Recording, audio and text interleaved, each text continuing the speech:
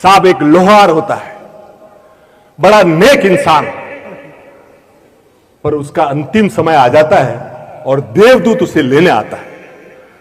तो वो देवदूत को बोलता है, देवदूत बोलता है भैया तुम्हारा समय हो गया, चलो मेरे साथ। तो वो बोलता है कि यार मुझे चलने में कोई ऐतराज नहीं है, पर पूरे 40 किलोमीटर के एरिया में मेरे अलावा कोई लोहार, और ये फसलों का टाइम है, हमारे किसान भाइयों को औजार ये सब ठीक करने पड़ेंगे और मेरे अलावा कोई इधर। तो भगवान को पूछ के आ, मेरे को साल 2 साल का टाइम। भगवान के पास देवदूत जाता है कि वो बंदा टाइम मांग रहा है। भगवान ने बोला जो किसी और का हेल्प करे, को किसी और की सेवा करे, उसको तो टाइम। तो साल 1.5 साल का उसको। फिर 2 साल बाद वापस देवदूत आया कि भैया अब ये गाड़ी पैक करो।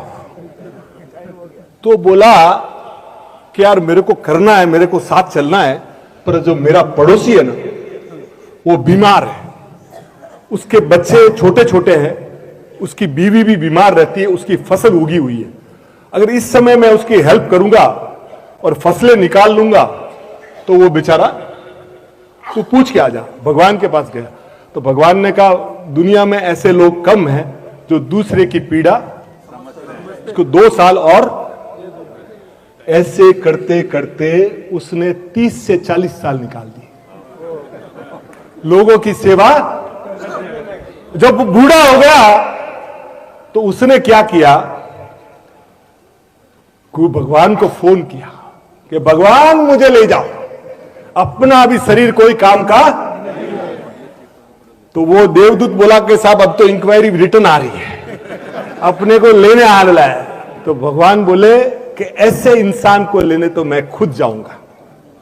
तो भगवान स्वयं आए। भगवान सब जब यहां आए, भगवान ने बोला, तो ये बोला कि साहब मुझे स्वर्ग में ले चलो, मुझे बोले अभी भी तेरे को स्वर्ग की जरूरत है। बोले क्यों? कि तू 30-40 साल से जो कर रहा था ना वही स्वर्ग है। जो 30-40 साल से तू कर रहा था ना, हमारे स्वर्ग में भी देवता एक दूसरे की टांग खींचते हैं।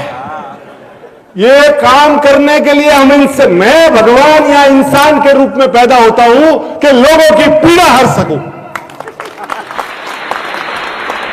तो साहब आपको इंसान का जीवन मिला है, हम लोग यहां बैठे हैं, हमारे भाई यहां बैठे हैं,